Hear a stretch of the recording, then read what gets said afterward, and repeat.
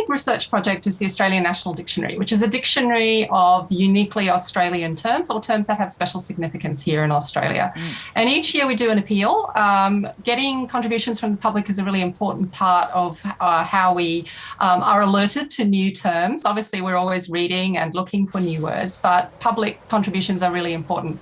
And this year, our theme for our appeal are food terms. So it's generated a lot of discussion, and we've been getting some really interesting contributions from the public so far, but we're always looking for more. So there are going to be words out there, slang terms, or, if you are recently arrived in Australia or you've moved from state to state, there might be a particular word around a food item that you hadn't heard before. So those are the kinds of things that we're looking for. Yeah, when I first arrived in Australia, I was then introduced to the Tam Slam, which I'm a big fan of now.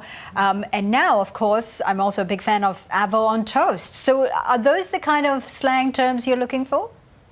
Absolutely, yeah. Tam Slam is on our list for our update for our next edition. We produced our last edition in 2016. And we have a long list of things that we're looking at putting in as we're moving online next year, and then we'll be updating more continuously. The Tam Slam is definitely out there. I've had to explain it to a few people exactly what it is. Not everyone knows it. Of course, the smashed avo has become very much part of our lexicon in recent years. Does it also depend on where you come from in Australia or where you're based? Because I've heard Parmi, I've heard Parma, I've heard Sanga, Sambo, Sammie. So does it depend on what region you're from?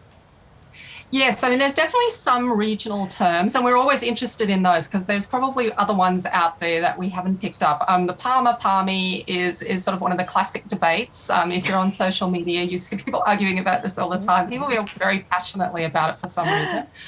As lexicographers, of course, we just document the words, so we don't take sides in these debates. Yeah. There's a potato cake, potato scallop is another one that seems to generate a great deal of passionate debate for whatever reason. But quite why these particular terms attach themselves to a particular area, often it's, New South Wales, Victoria or Queensland that are the ones arguing between themselves, is a little bit unclear, but for whatever reason, a particular term takes hold in a place and then people get very attached to it and will defend it. I wonder whether there are any First Nation foods or multicultural ethnic foods that have entered the Australian vernacular.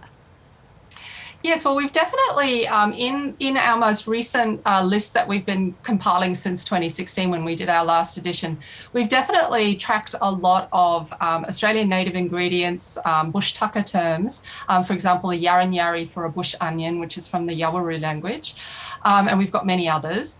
Multicultural Australia also seems to be generating some words, although we haven't picked up as many as I would like, so we definitely would like contributions around that. I don't know whether it's not we obviously use those words to describe the dishes, but not necessarily a specifically Australian version or a slang term for those. But the halal snack pack is one example of a fairly recent dish that has become very popular with Australia.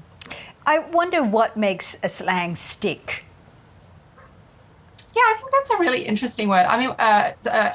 Question.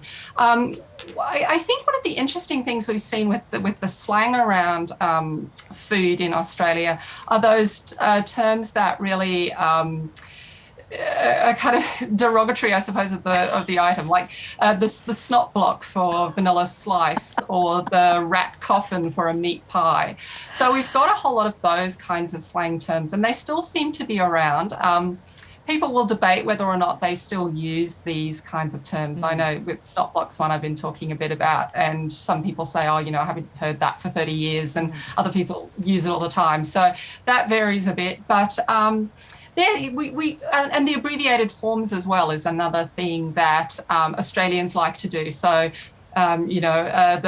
the scrambos for scrambled eggs is a new one that we picked up. We've talked about the Parma and the Parmi, dimmy for a dim sum. So those kinds of abbreviated forms, that's part of Australian English generally, but we see it applied to food as well. Listen, I look forward to seeing this list when you finally compile it. Thank you so much for being with us on the show today, Amanda.